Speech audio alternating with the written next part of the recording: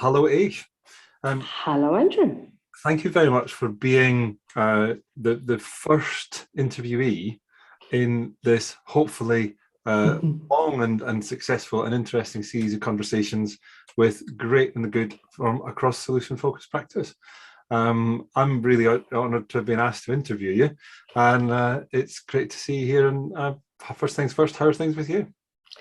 Very good, thank you. And I'm extremely honoured to be here and to be asked to be interviewed, especially by you, Andrew, who's one of our mentors, as you know. Yeah, I'm questioning why does anyone want to interview me?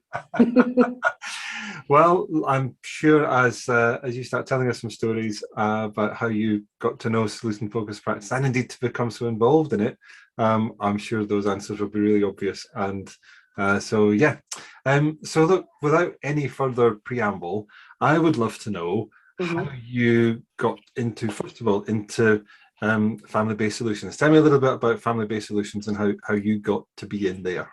Okay, so Family-Based Solutions was founded by myself and Joe and another colleague at the time, Karen. And Joe and I and Karen were working at a secondary school. And I came across a parent with bruises on her neck and her arms, and I assumed it was her partner. Transpired it was actually her 14-year-old son. Wow. Joe and I were both safeguarding officers at the school. That was part of our role. So we made some inquiries, social services referrals. They all said, no, the child's not at risk, so it doesn't meet our threshold. We called the Youth Offending Service for advice. We called absolutely everybody, the police, everybody, and we just got nowhere. Turns out that he was subject to domestic abuse by his father, so was his mum. Dad was in prison, and Dad would beat him with a belt. Mum had disassociated herself as a survival for her to be able to survive mentally from absolutely everybody, and stopped showing him any love or care, her son. So he was angry about that. He wanted a mum. Again, that doesn't excuse what he was doing. So after many failed attempts to help them the traditional way, we decided to set up our own charity. Did we know what we were doing? Absolutely not. We knew nothing. We basically took what we were doing at school and just volunteered our time under PARS, it was called then, Parent Abuse and Reconciliation Service, clearly not solution focused at the time, and just tried to go into homes because we didn't have a base and we were still working full-time jobs, weekends, evenings, going into homes and trying to support families. And it was very much, you really shouldn't be hitting your mother, should you? You really shouldn't be doing this. No, this is what you need to do. Sign a behaviour contract, because that's clearly the answer to everything. Yep. And that went on for a few years. We were the only, at the time, the second child to parent abuse service in the UK. So we started, networking with people like Helen Bonnet, who's a blogger, and an ex-social worker and other people there. Nothing just kind of sat right with us. We could see that what we were doing was not working, and we felt drained, absolutely drained. And it wasn't because of the hours we were putting in, because they were very long hours, it was because of the way we were working. We were then asked to deliver a conference talking about child to parent abuse. And some man just walked up to us in the break and said, have you ever looked into solution-focused approach? What's he on about? What's he talking about? And we kind of dismissed it for a little while and just carried on our merry way. And then Joe and I had a conversation, so you know what, this isn't working. So we looked up solution-focused to see what it was and came across Brief, which is how that journey started. But from a three-man person kind of volunteering our time for child to parent abuse as a service, it then started to grow and grow and grow.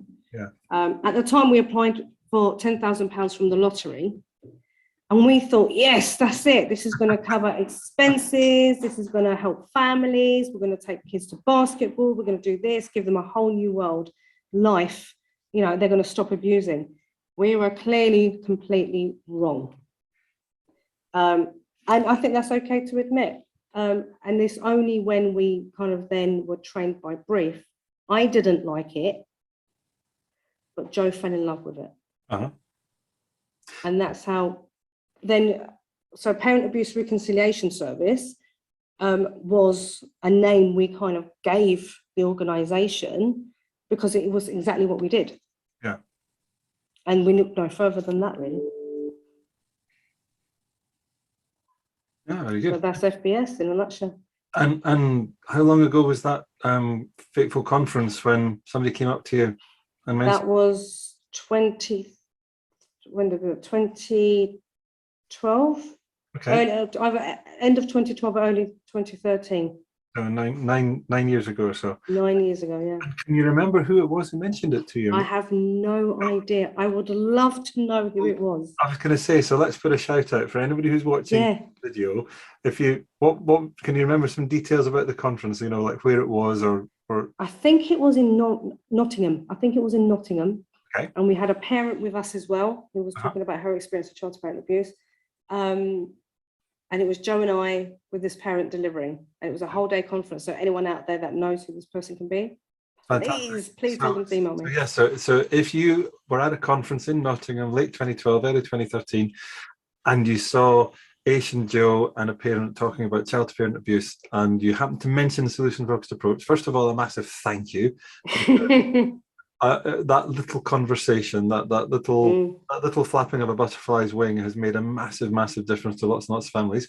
And also, yeah, give us a shout. Tell us who you are. Get in touch with Ayse or get in touch with the association.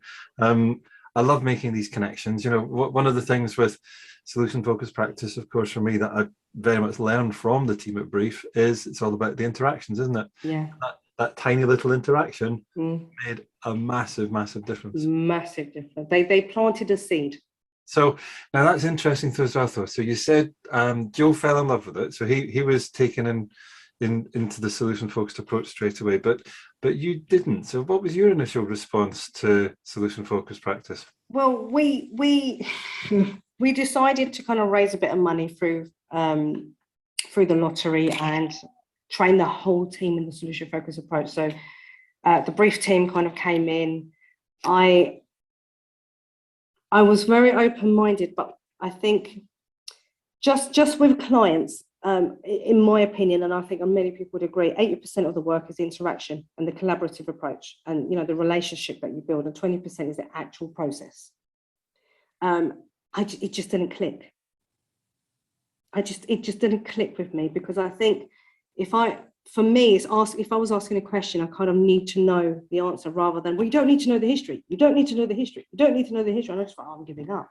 So half the time I spent outside or in the bathroom, or I was like, oh, this is so boring. I was a bit upset because we spent so much money on this and we didn't have any money. Joe took to it like he was just loving it. It's only until he dragged me to Brief, kicking and screaming, where I met Elliot Connie, and I loved his style at the time. I thought, okay, now it's something's clicking here. Okay, I'm liking this approach. And then I still left it. And then one day I kind of walked into, but by then we had an office, a small base. And Joe was conducting a solution-focused session, and he was just practicing. And he said to the family, I'm just practicing this. It's brand new to me, but can I give it a go? And he did it the traditional, you know, when you're first starting out, what your best time, you know, went through the whole thing, you know, in order. Yeah, by the book. By the book, just as we were trained. And it worked. Yeah. And I was sitting there just listening. And I thought, hold on a minute. They came in, the daughter was kicking and screaming, didn't want to be there. The parent was crying her eyes out and saying she was depressed.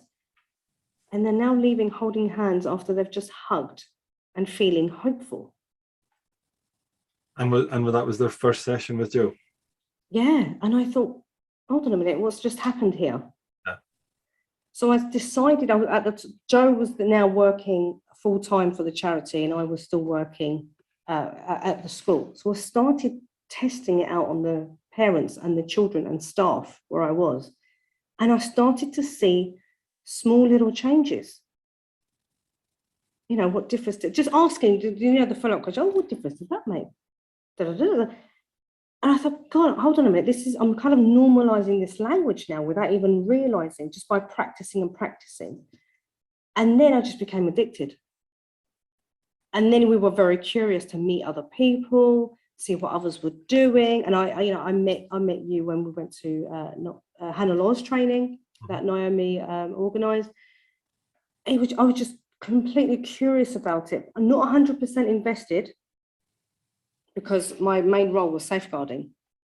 So I need to know from the moment you were born to now what the heck is going on. At that time, that's how I felt. So I just continued on with the training, and then eventually, it took a couple of years, Andrew.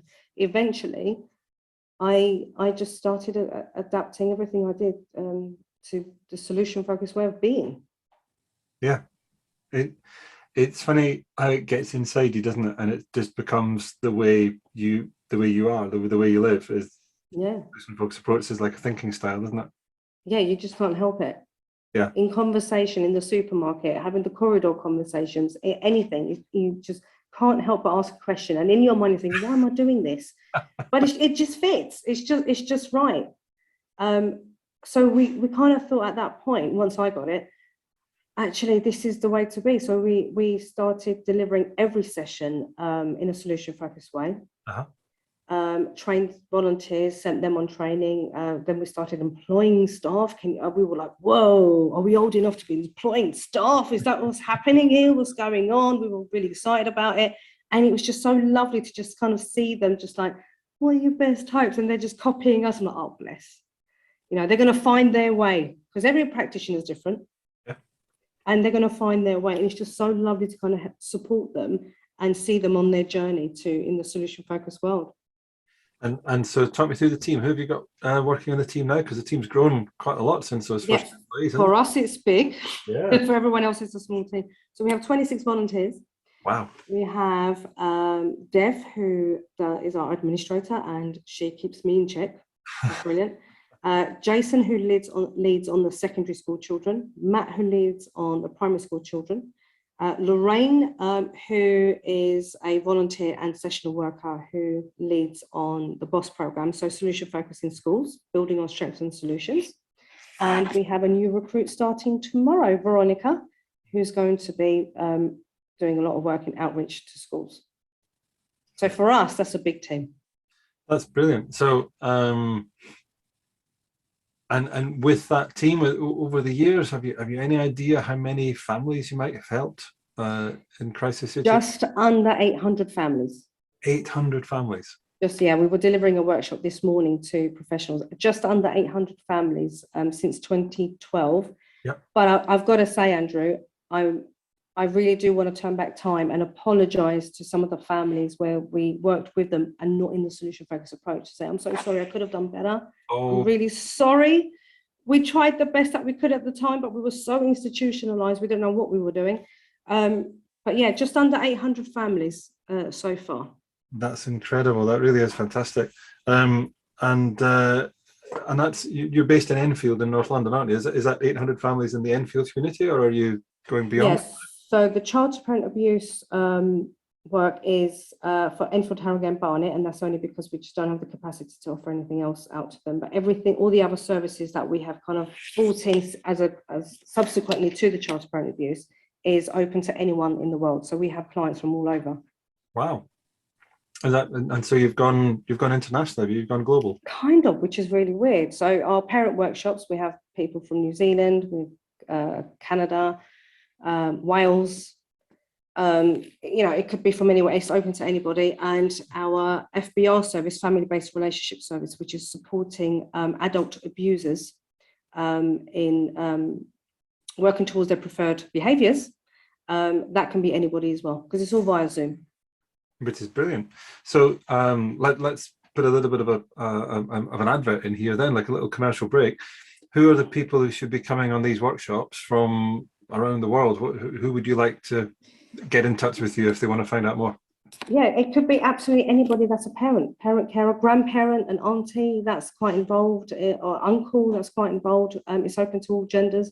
Anybody that wants to have solution-focused conversations, because the whole point of the workshops is not for me to tell parents how to parent, what this is right, this is wrong, do this, do that. It's all about having conversations about the highs and lows of parenting, and what do the highs look like, and what are you doing? What is your role in that?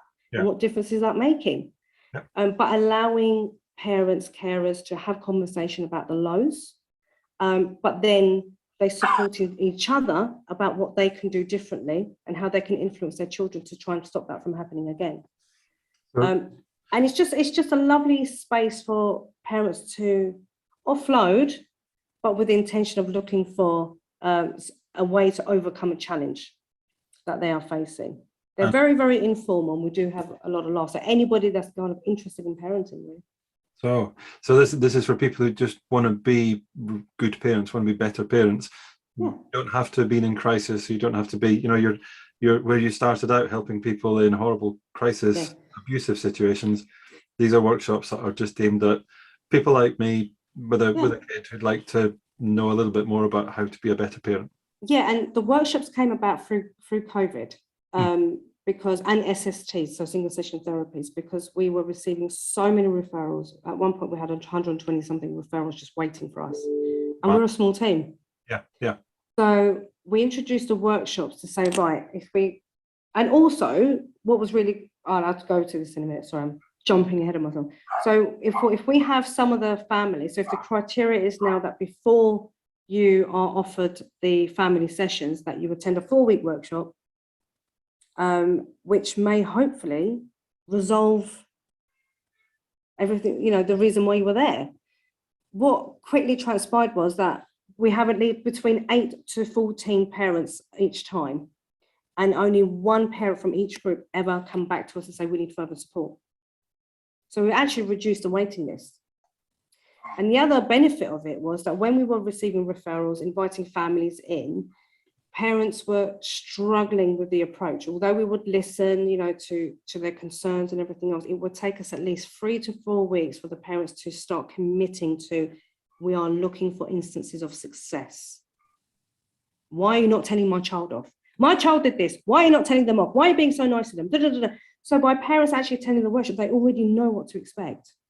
And they've already started the process at home.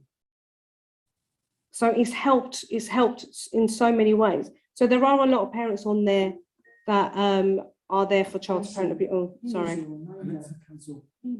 Alexa, cancel. Alexa, stop.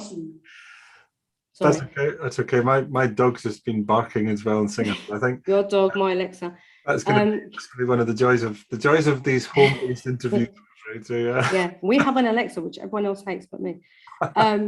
Yeah, so it's kind of saved us time. It's given parents an opportunity to meet other parents, like-minded parents, and it's kind of turned into a bit of a social gathering because parents just want to keep coming back to each one.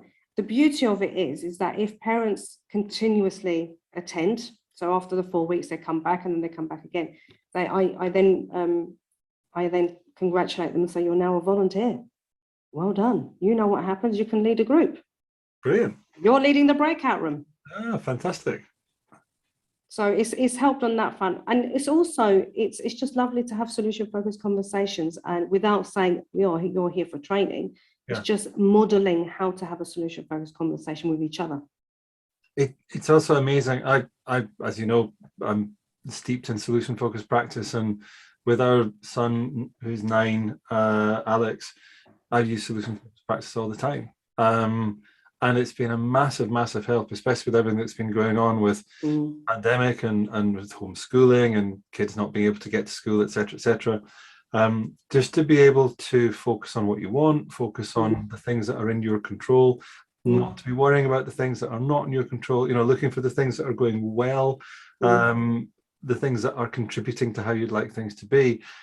You can have much more positive and life-affirming conversations. Absolutely. And I learned so much from parents. Yeah. So I also deliver the domestic abuse recovery workshop, which is open to all genders. And I will always say to them, I'm not the expert in domestic abuse. You guys are. I've never been through it. And even if I did, that would be my own experience, but I've never been through it.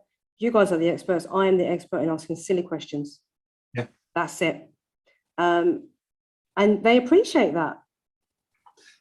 I seem to remember saying a very similar thing to you when I came to see you guys down in Enfield one time, saying I just ask questions. That's Yeah, kind of what I feel think like I do. you need to copyright that because I use it. Steal with pride, no problem. But that is the real deal, because parents, I think adults appreciate knowing, I'm not going to kind of solve all the problems for you, but we are, and this is how I kind of word it to them, we're just retraining the brain to do things that you want it to do rather than what it's doing. So if we're holding the brain in our hand right now, which parts of the brain do we want to keep and which parts do we want to retrain? Yep.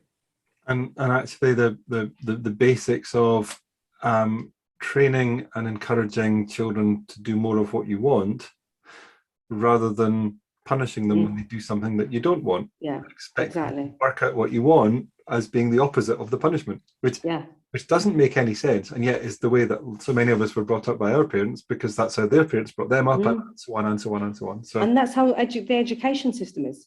Yeah. So it's kind of all around us. Yeah. Yeah. All the time, and it's and so when we're in like child protection meetings, and they say, the families are 4 out of scale on the scale. There are 4, because they use signs of safety, like this much of the signs of safety. There are 4 on the scale, and everyone's tap tap tap tap. I'm like, yeah, but they were at a 2 last time. So what is it that the parent did? What have you noticed about the parent for you to say they're now at a 4? Yeah. Let's celebrate that. Yeah. And they all look at me like, here she goes again. And some chairs appreciate it, some don't. And so I have to, help them remember, but we're not using the signs of safety. This is how you use the signs of safety model. Yeah. Which was originally a solution-focused model. Absolutely, exactly that. But what they do is they just kind of use the scale. All right, so what's working well? What needs to be done? Blah, blah, blah, blah, blah, end of that. But actually, we're not looking at what's already working really well in depth, so they know what to do more of. Yeah, indeed. So I will kindly and respectfully remind them.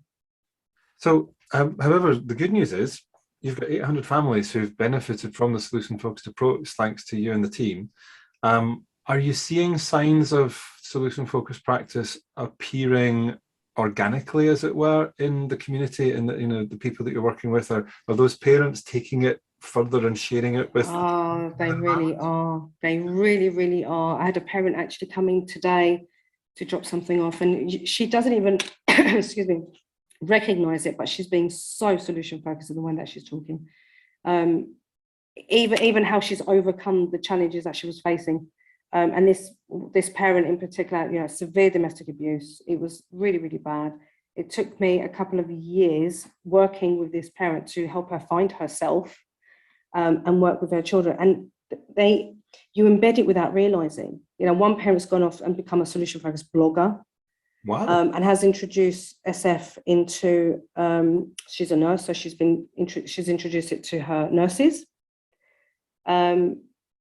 Teachers that have been referred to us, I'll start using it in their classrooms. So it does have that knock-on effect. Because I think once you build a relationship and they can see that what they're doing is working, they don't deliberately go out and do it. I think it's just, like we said before, once you accept it and embed it, it happens naturally, organically. And that's the beauty of it. The other way that actually people are, in the community, when we're having conversations, the FBS chats have been a godsend to those in our community, to the families, because they're now adopting that language, and because they're hearing it over and over again. We have FBS chat. It was once a week, twice a week, and now it's once a month.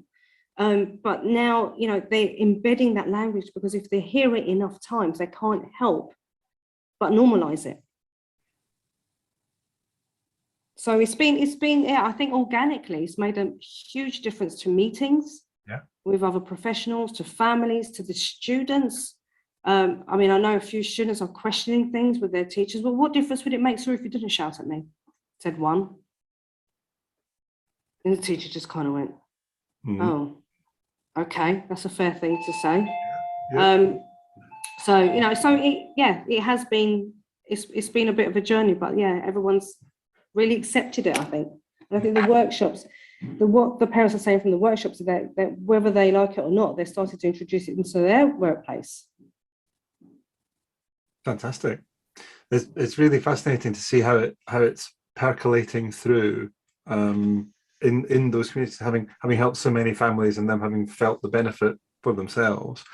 And then, are you then offering ongoing training, supervision, support formally for people who want it as well now, so that you know, if people are curious, they can find out more and you can help them further with the journey?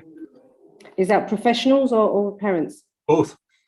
So parents, we always have top-ups. So on our Eventbrite page, we always have things going on for parents. With professionals, we have a lot of free events for them. So solution-focused with child to parent abuse, solution-focused with anxiety, whatever it might be. And sometimes we have guest speakers because we want to encourage people to use it. We do deliver training, so sort of, you know, beginners training to like youth offending service, social workers, and they keep coming back to us with case studies. Can you support us with this case study? So we kind of give them top tips. Have you tried asking this? What difference would it make if you went this way? But yeah, I think for us, anyone that's true to the solution-focused community, it's all about sharing, which is something that we definitely got from you, Andrew. It's all about sharing. And if you know that something's working, this doesn't mean that this is a be end all, but if it works for a particular person or family, then why not create more events, more workshops, more sessions to invite them in, and then they can go off and help others. It's a dominoes effect.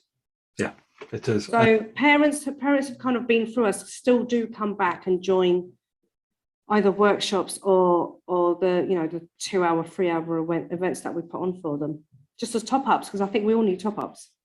Fantastic. Oh, it's brilliant. And then, of course, you mentioned the FBS chat. So tell us about them, because you've now done how many of them? Over 100? 104, I think. 104.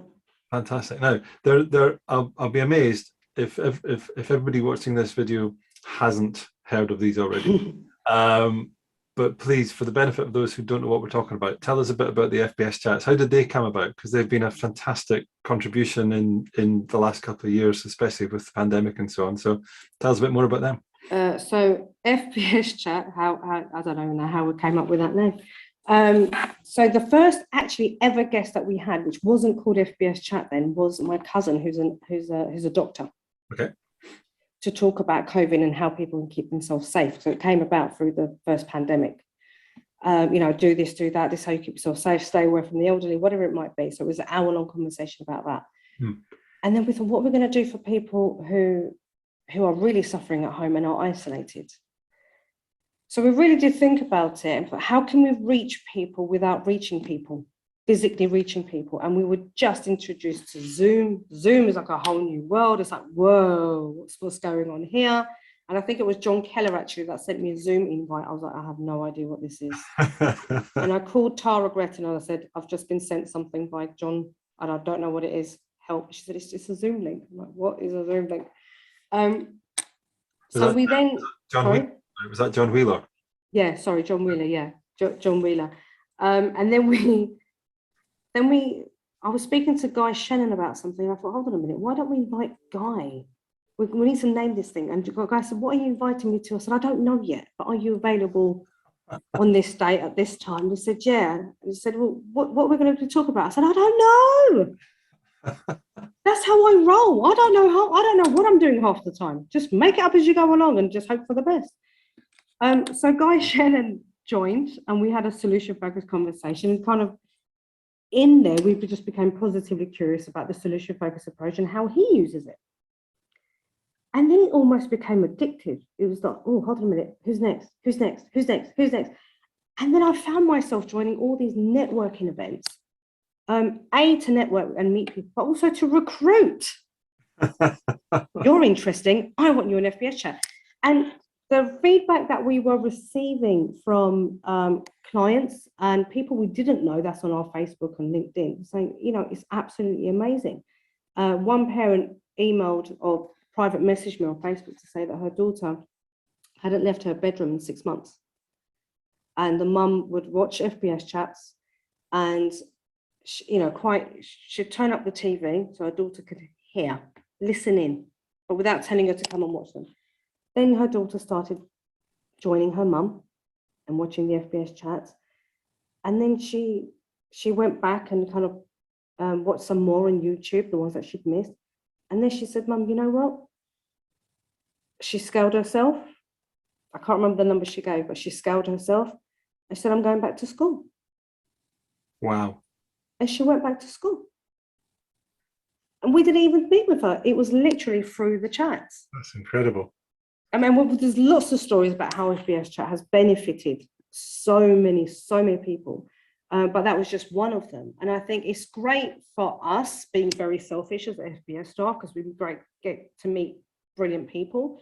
And we learn from each person we speak, you know, on the trust with each person we speak to them. But also it's great for the community, no matter where that community is around the world. And it's just, we have a nice little library there and we have good laughs. So for anybody who wants to go and find the library, whereabouts do they need to go looking for it? If they just look up family-based solutions on YouTube, it will pop up. And yeah, there's lots on there, including other silly little videos of the boys being waxed and me eating mealworms and things like that. Like you do. As we do at FBS. That's how we roll. And of course, again, time for another commercial break, your famous Christmas single. So last year it featured the grown-ups. I believe this year features a slightly younger band that you managed to put together. So can you tell us about the new Christmas single? So the new Christmas single has been written and produced by our very own Matt Ryder. And who's going to kill me, because the whole video is he's been pulling his hair out trying to get it done. But Matt decided to introduce the FBS children, i.e. our own children. Yeah. And it was great fun. Cleaning up afterwards was not, I can tell you that. But it was great fun. And we kind of sat down and decided, what kind of a song do we want? Matt loves the miracle question. He absolutely loves it. He will ask anybody the miracle question and, really, really in depth. Whereas I usually just ask it throughout our conversation. Let's say that happened tomorrow, whereas he really goes into it properly. So he wrote a song about the miracle day. Brilliant. So it's very much a solution-focused song. The children absolutely loved taking part, especially because they got to be us at one point, which you guys can watch soon. But that is, we're raising money for our charity, because I think the money we raised last year the Hope video that went to Uganda, charity in Uganda. But this year, sorry guys, we can't donate anywhere else because we actually need the money. So yeah, we're fundraising towards the office rent. But also it's a gift to the community and hopefully inspires people. Fantastic. And so that's going to be on the YouTube channel when? So Friday at 7 p.m. it's going to be released. Okay. So that's Friday, the 3rd of December. So yes, sorry guys, 3rd of December. By the time people watch this, it might be after that date. Might be after that. So go onto the YouTube channel and you'll be able to watch it there or on our website. Brilliant. And of course, please do make donations to family-based solutions. If you haven't already got the gist of just what a massive difference Ayse and Joe and the team are making in the community by now, well, please check them out and have a look at their website, the FBS chat, and all the other amazing things they're doing. And of course, 800 families. Wow, that is fantastic. So you kind of burst onto the community scene. I mean, obviously we met, as you say, through John and Tara's associate Naomi Whitehead invited Hannelore Falkert over from Belgium to do a training course in Sheffield around solution-focused practice with people with autism. I went down to see that because I also work with charities where they're supporting people with autism, and also I know Naomi and Hannelore. As you say, it's a kind of small, close-knit community, and there's lots of these nodes of people kind of around. How did you find your way into, as FBS chats took off and you started looking for more people? You're probably one of the best networked people across the community now. So how did you find that solution-focused community as you went exploring it and reaching? I was just being positively curious about how many different ways we can use SF and the difference that makes. And I think it's that curiosity of, you use FF, how do you use it? How does it help you? What can I learn from you? And the whole thing is about learning. When which is a bit selfish, sorry guys. But I think in order for me to be at my best when I'm working with a family, and I will never be 100% at our best because we're always learning, I need to involve myself with the people that use SF, Solution Focus. And I need that network around me because it takes a village to support a family. And part of that village is the SF community. And that's what's been absolutely amazing. When I started joining networking events, I kind of quickly realized, actually, this is such a beautiful community. Everyone, well, 90% of the people, so giving, so love, sorry, I just say who it is. So giving, so lovely, selfless. And I thought, this is just amazing. I feel at home. I hardly know anyone. I've never met anyone. I feel at home. And I think it was just my curiosity of like, who are you? What do you do? And how can we support each other? And that's a big thing for me, is how can we support each other? And you've supported us over the years so many times, Andrew. It's absolutely amazing. And, you know, your books are like our Bible here. So, yeah, definitely. We love it. But it is about being open to meeting new people. And when you are faced with a challenge, having a network of people around you to say, what do I do? Help someone. I just need to talk it through with someone. And we are so lucky. We have so many people that we can just turn to and say, help. So we're a bit spoiled in that respect. And I think networking is key. Friendship is key. Professionalism is key. Collaboration is key. You know, combine all of that and you've got yourself a good service. You know, and I think that then inspires families. If we can't build a community within our community, then how are we going to do our job? It doesn't work. It really, really doesn't work.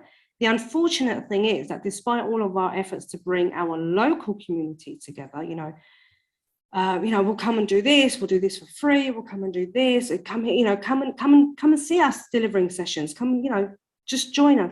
It's so difficult because I think everyone's just so wrapped up in what they're doing.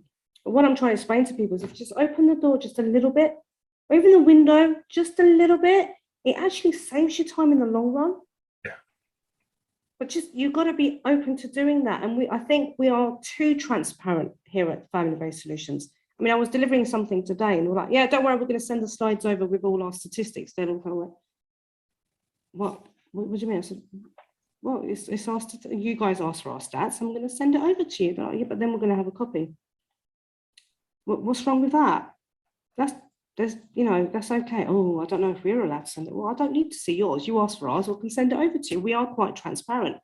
Yeah. And I think that is the way to go, I think. And I think we like to keep things simple. If something's working, keep doing it. If it's not, sit down, review, and let's move on. So we try to do that throughout this whole COVID-19 era. Of what else can we do or join to keep the community together. So our extended family is a solution-focused family. I talk too much. Sorry. No, not at all. It's brilliant. You're getting me thinking as well about how we do work that way and the way we do give to help each other, to support each other. It's also interesting. You're coming back to that. When you said when you first discovered the solution-focused approach, and for a couple of years you resisted it because you wanted to know everything, you wanted to, know all the aspects of a parent or a family, and it's that thing, I think, when we come up when we find ourselves talking with people who are still of that mindset, and let's be fair, most people are of that mindset. The hardest part for me in solution-focused practice is that concept that you're not the expert in somebody else's situation. And yet most of the services that we offer as a community are based on somebody being an expert, highly qualified, well-read, well-practiced, well-supervised expert who's going to diagnose and then prescribe a cure. And it's fundamental to our approach of letting go of that. But if you think about it, if somebody's trained for 20 years to get to that point, and all of a sudden along comes somebody saying, well, you don't need to do any of that. You can try this way instead. Whoa, that's actually, that's quite exposing. And I think once you go through that point. You know, it's almost that kind of that revelative moment. Wow, it's really releasing. It I think anyway. It is. It absolutely is. But you have to be prepared to let go of all that expertise and all that training and all that Yeah. practice, and realize that that's not necessarily going to be the way that you can help people that are needing help.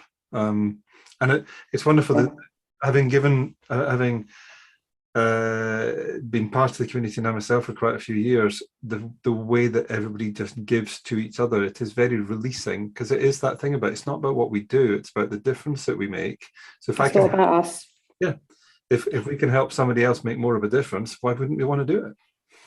Absolutely. It's never about us. I have consulted with many SF practitioners, therapists, and said, you know what, I think I need support here, or, you know, can we pay you as a sessional worker to kind of carry on seeing this person for us, because I think it's becoming a little bit unhealthy, or whatever it might be, or we need a fresh pair of eyes on this one, because it's not about us, it's about the client. So having that ego of, yes, this is what we did, this is it doesn't work. And if that's the type of person you are, get out of the solution-focused community. It's not for you. Yeah. You know, don't tar it with that brush. It's not good. It really is about being a human being and how we can inspire others to find themselves, mainly, because sometimes we're just lost, which is what the workshops are about. If, you know, take the parent hat away, take the partner hat away, take this hat off. What's left? Oh, I don't know. Right, well, let's find that person. Before we do anything else, let's find that person, because that is your foundation. And it really is about being able to have those conversations with professionals, with the adults, with the children, whoever it might be. But we've got to fundamentally all agree that it's not about us. Otherwise, you know, I might as well just give up my job. Yeah, fantastic, and very, very well said. Very well said.